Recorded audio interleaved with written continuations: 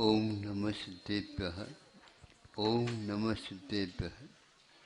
अहिंसा परमो धर्म की। आचार्य गुरुवर श्री कुंद कुंद भगवान की।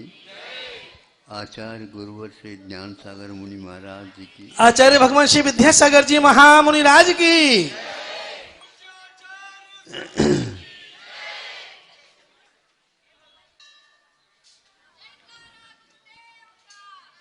इतना अवश्य है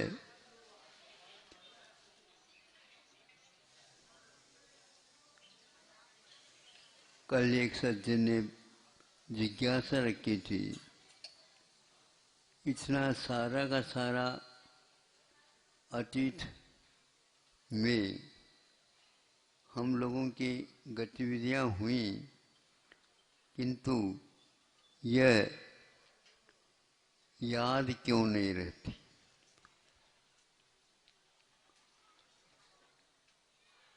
याद रह जाता तो दूसरी वेदना और होती, इनको याद नहीं। यदि आप श्रम करते हैं तो मन वचन काय की चेष्टा होती है।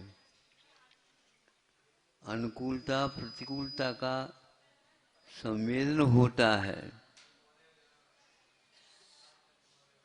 ऐसी स्थिति में एक क्षण तो वर्तमान का दुख होता है, लेकिन अतीत के यदि हिसाब लगाए तो वो बहुत सताते रहते हैं। वर्तमान में रहते नहीं वो, लेकिन दिमाग का जो विषय बनता है याददाश्त। आप लोग प्रार्थना करते हैं प्रभु से, हे भगवान मेरी स्मृति बढ़ जाए। सही पूछा जाए सम्यक दृष्टि को, स्मृति बढ़ाना नहीं चाहिए, बल्कि महाराज भगवान जब संलेखना होते उस समय ये कहा जाता है, हे भगवान मैं सब कुछ भूल जाऊं। हाँ, क्योंकि वो याद रहने से ही ऐसा सिर दर्द होता है। उसके साथ संबंध होने से यदि मान लो पेपर लिख रहा है विद्यार्थी, सुन रहे हैं आप? एकदम मौन हो जाते हैं आप लोग। और पेपर लिख रहा है और ये उस समय जो प्रसंग है उसको तो याद नहीं कर हो पा रहा है, और जो प्रसंग नहीं है वो सब याद आ जाए। जो याद आ जाए उसको लिख दे, नहीं होगा। इसलिए हे भगवान आज का जो पेपर है उसमें तो दो प्रश्न हाथ में ले रखा है, उसके अलावा सब कुछ भूल जाऊं तो वो पक्का है अच्छे ढंग से वह अंक लेकर के आ जाएगा। उसी प्रकार अंतमता सुगता, जो आप अंत में किसी को याद नहीं करें, आराध्य को बस याद करें। बड़े बड़े आचार्य कहते हैं उसमें जो सुख मिलेगा दूसरे और कोई उपाय में नहीं मिलेगा, क्योंकि अन्य जितने भी है वो राग की लीलाएं हैं। वह मिट रही है आ रही है, मिट रही है आ रही है। उसकी जो सततता के कारण है ये सब हम आशावादी बनते हैं और अगली घड़ी की कर्मफल चेतना के बारे में सोचने लग जाते हैं। अब कौन सी क्या पूछते हो? आपने जो लिखा है वही तो उदय में आने वाला है। आज आपने जो प्रश्न के हल किए हैं, महाराज आशीर्वाद दे दो ताकि मैं अच्छे ढंग से पास हो। पास हो तो पेपर दिया क्या नहीं दिया, बिल्कुल दिया, पूर्ण हो गया, पूर्ण हो गया। अब वो भूल जाओ आप, जो लिखा है वही आएगा, और कुछ आने वाला नहीं। नहीं नहीं महाराज, आप आशीर्वाद दे दो, ताकि जो नंबर देते हैं ना उनकी बुद्धि थोड़ी ठिकाने आ जाए। हैं? उनकी बुद्धि ठिकाने नहीं आएगी, आप जो लिखा है वही वहां पर आएगा। एक आध और ज्यादा बड़ा करके मिल जाए, मतलब मांग लो ना यार, क्या बात हो गई। आपने जो लिखा है पूछा जाए आपके नंबर कितने हैं, जो लिखा है उतने। सबसे अच्छा सरल रास्ता संलेखना के अवसर का है। सब कुछ देख करके जीवन की आदि से लेकर अभी तक का जो कुछ भी हो सबका वह प्रतिक्रमण कर लेता है। प्रतिक्रमण का अर्थ पश्चाताप, और जो कुछ भी गलतियां जानने अनजाने में वो यहाँ वहाँ सब कुछ सब समाप्त, मेरा उसके साथ कोई लेन देन न रहे भगवान। इसका नाम प्रतिक्रमण है। प्रतिक्रमण का अर्थ सब कुछ पश्चाताप के साथ भूल जाना, पुनः न करने का और संकल्प ले लेना। हल्का हल्का जिसको बोलते हैं, मेरा कोई शत्रु नहीं और मेरा कोई मित्र नहीं। सीखो इसको, बोझ हल्का हो जाएगा। मन में कई लोग सोचते हैं, उसके कारण जो वेदना होती है वो उन्हें ज्ञात नहीं है। सोचना नहीं चाहिए, किंतु शांत कर दो, अथवा अपने जो किए हुए गलती हैं उनको याद कर लो, ताकि दोबारा न हो सके। शत्रु और मित्र वस्तुतः हमारी मान्यता के ऊपर आधारित है। क्या शत्रु और क्या मित्र। एक शत्रु हो तो ठीक है, एक शत्रु हो तो ठीक है। शत्रुओं के ढेर है और हम अपने बारे में सोचते हैं, हम दूसरे के शत्रु के बारे में, मेरे लिए उसके कारण बहुत दुख है, दुख है, दुख है। वह भी आपके बारे में सोच रहा, इसी के कारण तो हमारे सिर दर्द हो रहा है। सारी सारी दवाएं खा ली, इसके कारण हमारी दवाएं भी काम नहीं कर रही। हाँ, नहीं तो बिल्कुल रामबाण है। दवाएं तो काम करती हैं, लेकिन आपका दिमाग ठीक नहीं काम कर रहा है, ये उसका कारण है। अपने आप शांत हो जाएगा।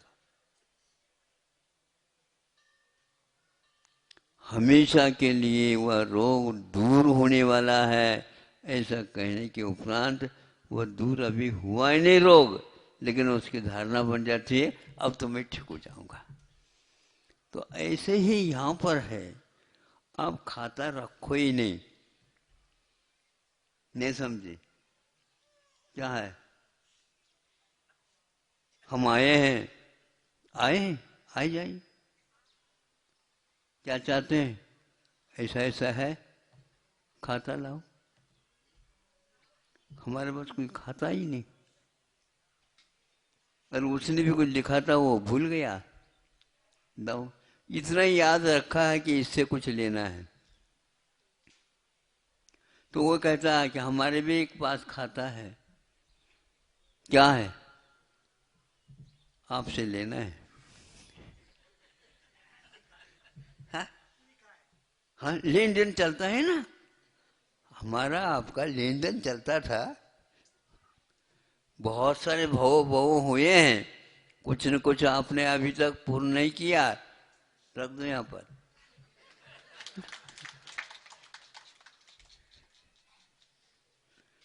एक आपका भी कुछ रह गया तो हमारे भी कुछ रह गया। समझौता कर लो। मित्र और शत्रु ये दो वस्तु ऐसी हैं जड़ से भी भयानक हैं, और ये दोनों चैतन्य हैं। डरता संसारिक प्राणी किससे डरता है? सर्प से डरता है, रस्सी से नहीं। रस्सी भी सर्प जैसा है लेकिन वो रस्सी है। ये ज्ञात हो गया। तो जब यह आप जीव तत्व के ऊपर श्रद्धा रखते हो, जीव सत्य के ऊपर श्रद्धा रखते हो क्या नहीं? तत्व कितने हैं? 60। तो पहले सर्वप्रथम वही रखा है जीव। तो मैं भी जीव हूं, सामने वाला भी जीव। अब देखो, वो जीव न मान करके उसको सर्प मान रहा है। किसने कहा? जब जीव है तो जीव के साथ जीव को व्यवहार करो।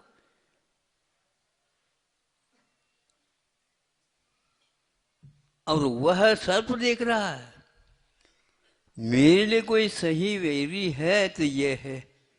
मनुष्य से खतरनाक और कोई नहीं हो सकता, क्योंकि और जितने भी हैं वो जेल में या जाल में नहीं फंसाते, लेकिन मनुष्य कैसा है? सर्प सोचता है मुझे कभी भी किसी भी प्रकार से अपने जाल में फंसा देगा। हाँ, आप लोगों से भी ज्यादा वह डरता है, और आप उसके नाम सुनने से डरते हैं। अरे जीव तत्व के ऊपर श्रद्धा करने वालों सम्यक दर्शन प्राप्त होता है, और उसको आप डर के कारण शत्रु मान रहे हैं। तो शत्रु के ऊपर विश्वास करने वाले को सम्यक दर्शन बोलो नहीं होता, क्योंकि ये तो उल्टा हो गया। और उसी प्रकार शत्रु के ऊपर विश्वास करने वाले को सम्यक दर्शन नहीं होता, तो मित्र को भी इसी प्रकार रखोगे तो भी सम्यक दर्शन नहीं होगा। तत्व के ऊपर श्रद्धा रखोगे तो सम्यक दर्शन हुआ, ये कहा गया है। इसलिए जो व्यक्ति अपने कर्मों के ऊपर भरोसा रखता है वह उसके पास तत्व रह सकता है। बाकी जो व्यक्ति इसके साथ और वह लगा लेता है, किसी काम का नहीं होता। इसलिए अरहट बोलते ना, अरहट, उसको क्या बोलते हैं आप? अरहट, जो उसमें एक घड़ों की माला रहती है, रेहट। हाँ हाँ, अरे वो कई प्रकार से उच्चारण होता है। तो वह उसमें घड़ों की माला होती। मान लो 50 घड़े इसमें बंधे हुए हैं, और बैल के माध्यम से बैल चल रहा है, घूम रहा है, तो वहां नीचे जो खाली था वह डूब जाता, उसमें भर गया। यूं भर करके ये चल रहा है। एक घड़ा खाली हो रहा है तो नीचे उससे विपरीत दिशा में एक घड़ा खाली जो था वो भर रहा है। ये कभी भी नहीं रुकता, जब तक 8-10 घंटे तक चला है तब तक रुकेगा नहीं। हम कह रहे हैं ये घड़ा खाली हो रहा, खाली हो रहा, खाली हो रहा, वही भरने के लिए जा रहा है, और नीचे जो खाली था वो भर करके ऊपर आ रहा है। आज तक यह अरहत का खेल समाप्त नहीं हुआ। केवल जीव तत्व के ज्ञान नहीं होने से और जीव को अपने शत्रु के रूप में स्वीकार कर लिया। सर्प के रूप में भी स्वीकार करते हैं तो भी वह भी आपको नरसिंह के रूप में स्वीकार कर रहा है, वह भी वैरी के रूप में, शत्रु के रूप में स्वीकार कर रहा है, क्योंकि आप उससे डरते हैं, उससे आप 10 गुना और स्वयं डरते हैं, वो भी डरता है, ये भी डरता है। डरने वालों के ऊपर श्रद्धा रखने से सम्यक दर्शन नहीं होता। जीव को जीव के रूप में स्वीकार करो। महाराज कैसे मृत्यु है वो तो वो भी आपको वो यही देख रहा है, मृत्यु है, ये लटिया और लेकर ये खड़ा है, प्रबंध रखा है, क्या है ये? बहुत कठिन। हर जीव जीव से डर रहा है यहाँ पर, और समय सर हाथ में ले रखा।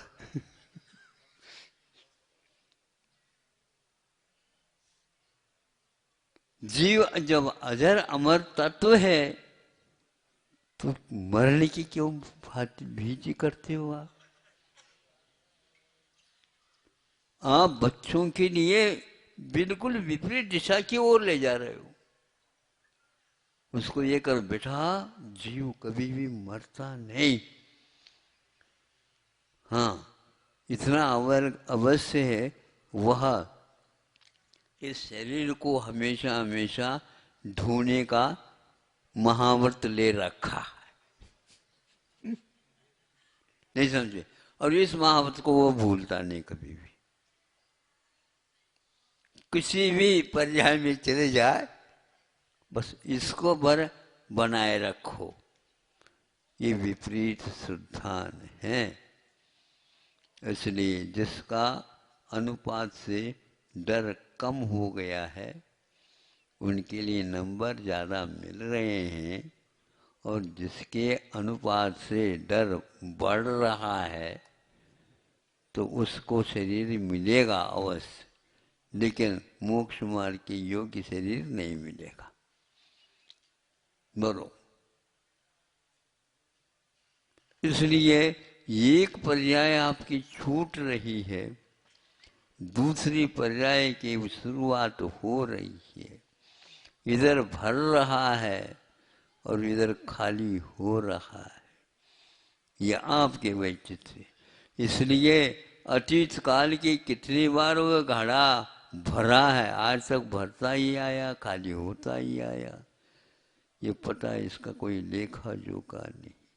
आप कब से आ रहे हैं ये आप बता नहीं सकोगे, और भगवान भी कहते हैं तुम्हें समझ में नहीं आएगा। तुम्हारा इतिहास भी उतना ही लंबा चौड़ा है जितना कि भविष्य है।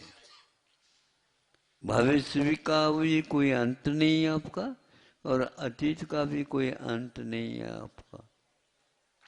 ऐसा ये वैचित्र पूर्ण नाटक चल रहा, संसार चल रहा है बंधु। अभी अभी किसी के वारंट आए गए तो जा रहा है वो। कहाँ जा रहे हो? बिना बताए। बिना बताए आया था, बिना बताए जा रहा हूँ।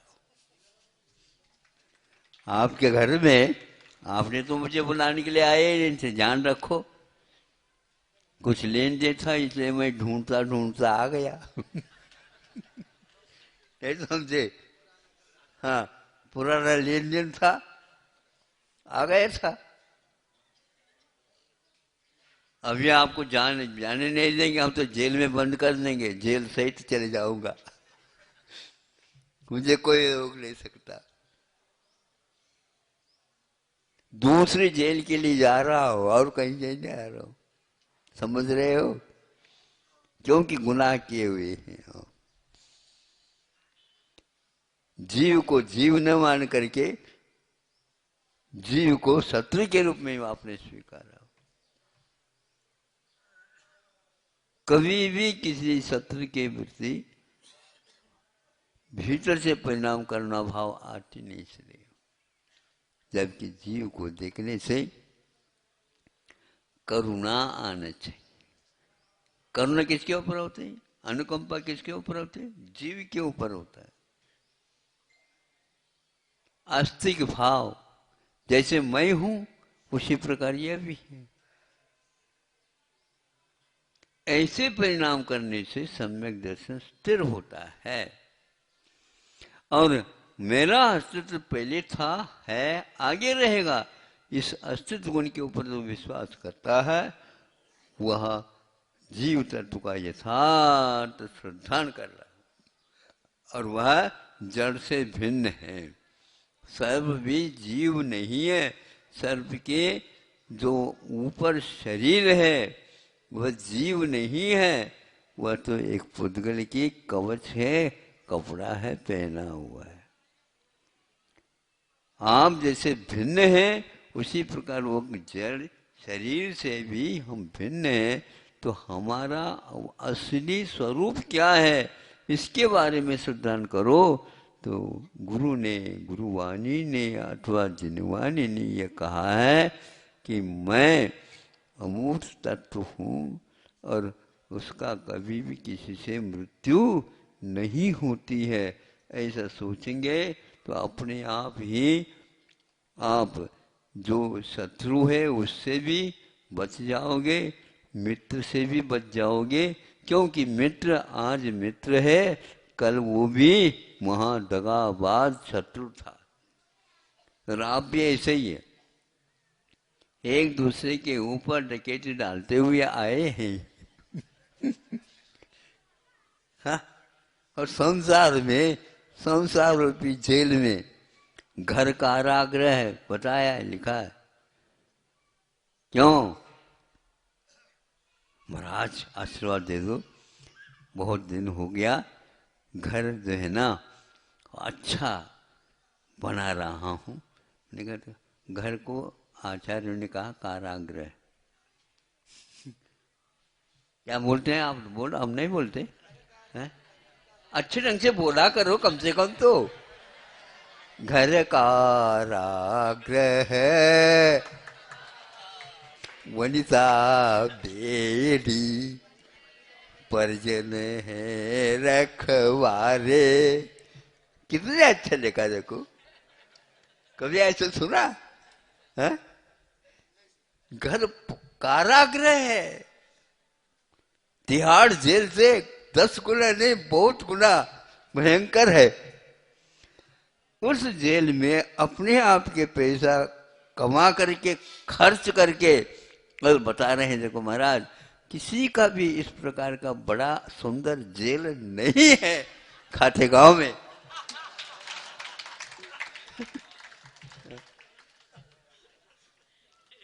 महाराज एक झलक तो देख लो। क्या देखो भैया, जेल दिखा रहे हो? हाँ? हम छोड़ करके जेल छोड़ करके आए और आप जेल दिखा रहे हो। और जेल में आप कितनी खुशी का अनुभव कर रहे हो। धन्य हो, धन्य हो। ऐसे व्यक्तियों के पास कुछ क्षण के लिए रहे, कौन सी हवा लगेगी क्या पता। ये सब अज्ञान है। इसलिए आवश्यक है धूप छांव जैसे बचने के लिए इतना कर लो, आरंभ सिद्ध कर लो। हाँ, आप बताओ कितने मंजिल का आपका घर है? मतलब आपका अस्तित्व उस सारे मंजिलों में भरा हुआ है। हाँ? एक मंजिल तो हमेशा खाली खाली रहता है भूतों के लिए। लेकिन चूंकि अड़ोस पड़ोस में 5-5 मंजिल के हैं, हमने 6 मंजिल का बना लिया। हाँ। उसके कारण नींद अच्छी, नींद एक ही मंजिल में, एक मंजिल में, एक कमरे में, मतलब एक ही पलंग में। उसे मान लो 8-10 पलंग है तो एक ही पलंग में। क्या है ये सब जो है ना, जितने भी पैसा ज्यादा हो रहा है उतना ही वो जेल की मरम्मत अच्छी हो रही है। धन्य हो। ऐसे जेल में रहने वाला जेलर कौन है बताओ? ऐसे जेल में हम क्यों आए? आप भी अपना देख लो। बस ये घर को कारागृह मान लो और चाबी अपने पास रख लो। किसी को दो नहीं चाबी। अब आप लोगों का कैसा उद्धार होगा सोचता हूं। जगत उद्धार करने वाले भी भगवान आपसे थक गए। भैया हम तो अपना उद्धार करेंगे। अब आप लोगों का उद्धार अब स्वयं के ऊपर भरोसा रखिए। आप दूसरे को शत्रु मान रहे हो, दूसरे को मित्र मान रहे हो। परम मित्र अपने आत्म तत्व है, परम शत्रु अपने आत्म तत्व है। राग द्वेष मोह जिसके द्वारा सब कुछ हो रहा है उसको छोड़ने की बात ही नहीं करते हो। छुड़ाने के लिए ले चले जाए, महाराज अभी कहाँ हुआ, अभी कुछ नहीं है, अभी तो हमारा नंबर बाद में आएगा। हाँ ठीक है, नंबर आएगा क्या नहीं आएगा? आएगा तो सही। तो उस समय इन मित्रों का और शत्रुओं का क्या होगा? इसलिए आज से नियम ले लो, हे भगवान हम किसी को शत्रु नहीं मानेंगे। ये कर दोगे तो बहुत कुछ छूट जाएगा। क्या छूट जाएगा? कोर्ट कचहरी पहले छूट जाएंगे। कोई शत्रु नहीं, कोई मित्र नहीं। हमारा आना जाना तो अपने कर्म के ऊपर है, लेन देन, इसलिए ये इसका कुछ भी इसमें है ही नहीं। और वो भी ऐसा ही कर रहा है। मैं दे नहीं सकता, निश्चित बात है, इसलिए मैं क्यों रोऊं? देना था बच्चों के लिए, हमने किया है, बच्चे जाने। ये सारे सारे सहभागी हैं, सहगामी कोई नहीं होता। क्या कहा? ये सहभागी के लिए तो है, भाग लेने के लिए तो है, किंतु सहानुभागी सहानुगामी नहीं होता। अनुगामी मेरे साथ साथ जलने के लिए हमारा तो कुछ है ही नहीं। हमारा अलग है, खाता भी अलग है, इसलिए माँ के नाम से अलग है, पिताजी के नाम से अलग है, बच्चों के नाम से अलग है, सबके नाम से अलग है, और स्वयं के नाम से कितना है ये पता नहीं। अलग रखे, वो विश्वास नहीं है ना। देखो देखो हंस रही है बिल्कुल। कोई किसी का सही नाम से विश्वास ही नहीं। सरकार से भी विश्वास नहीं। ये सरकार के विश्वास हो जाए तो यहीं के बैंक में रख देते। सब लोगों के पास खाता है, लेकिन वह कहाँ है ये पता नहीं रहेगा। स्वयं को तो बता मालूम है, स्वयं को मालूम है, लेकिन वह नंबर में है।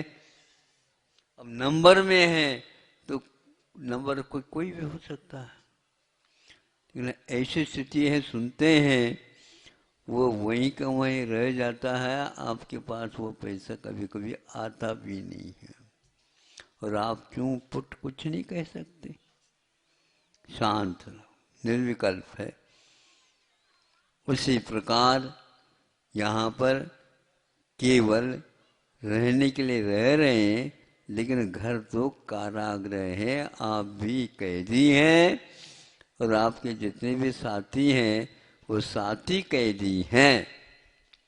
बस अब एक दूसरे को और लड़ रहे हैं, भिड़ रहे हैं, तो और मृत्यु होगी, और जो है जिंदगी आएगी, और ये इस प्रकार चलता रहेगा।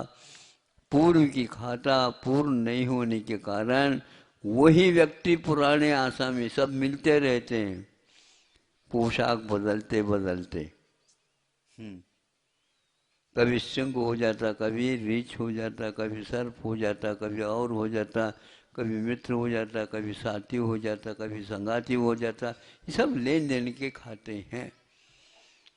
लेकिन ये क्षण भंगुर हैं। स्थायी यदि है तो आत्म तत्व है, उसके बारे में आप सोचो। 10-15 मिनट ज़्यादा हो गया, लेकिन खाता बहुत बड़ा था इसलिए। वह अर्हत तो है ना, रुक नहीं रहा।